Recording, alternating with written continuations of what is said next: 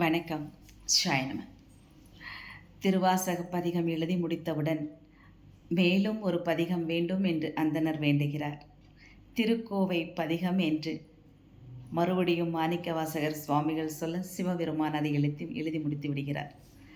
அதை எழுதி முடித்த பின்பு சிற்றம்பலநாதனின் கருவறையின் வாசல் படியிலேயே தன் கைப்பட கையெழுத்து இட்டுவிட்டு மறைந்து விடுகிறார். மாணிக்கவாசகர் சுவாமிகளுக்கு ஏதும் தெரியாது, ஏதும் அறியாத நிலையில் இருக்கின்றார். மறுநாள் காலையில் தீட்சிதர்கள் வந்து பூஜை அறையில் கதவை திறக்கும் பொழுது பார்க்கின்றார்கள். அப்பொழுது அந்த இடத்திலே ஒரு ஓலைச்சுவடி இருக்கின்றது. ஓலைச்சுவடியிலே அழகிய சிற்றம்பலமுடையான் என்ற கையெழுத்து பிரதி இருக்கிறது. இதை யார் எழுதியிருப்பார்கள் என்று அவர்களுக்குள்ளே ஒரு பெரிய விவாதமே நடக்கின்றது.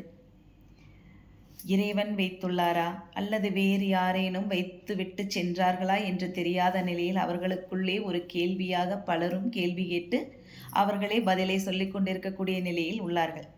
அப்பொழுது சரி, இப்படி ஒரு சந்தேகம் வந்து பின்னாடி மாணிக்கவாசகர் சுவாமிகள் என்று எழுதப்பட்டுள்ளதனால் அவரிடமே சென்று கேட்டு விடுவோமே என்று நேரடியாக அவர்கிட்டயே போய் கேட்க போகிறாங்க.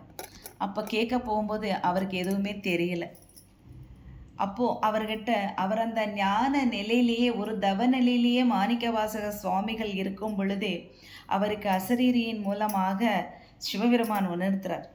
சிற்றம்பலத்துக்கு வா, என்னுடைய திருவடியில் கலக்கக்கூடிய நேரம் உனக்கு வந்துவிட்டது என்று எம்பெருமான் அவருக்கு பொருள்பட உணர்த்துகின்றார்.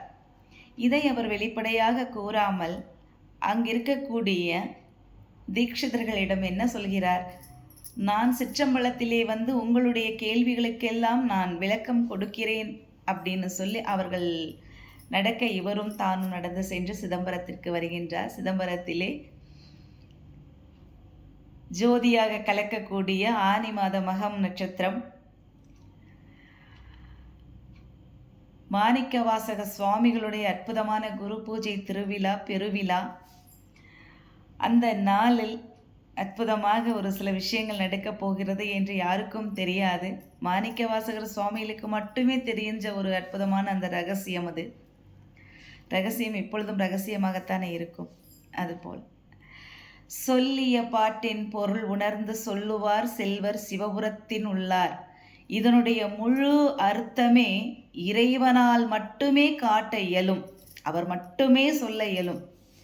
திருவாசகத்துக்கு பொருள் யாரும் சொல்ல இயலாது, விளக்கமும் கொடுக்க முடியாது. நம்முடைய இறைவன் மட்டுமே கொடுக்க முடியும். திருவாசகத்துக்கு உருகாதார் ஒரு வாசகத்துக்கும் உருகார் என்று நாம் அதிசயித்து நிற்கக்கூடிய காலகட்டத்தில் இருக்கின்றோம். எம்பெருமானுடைய திருவடி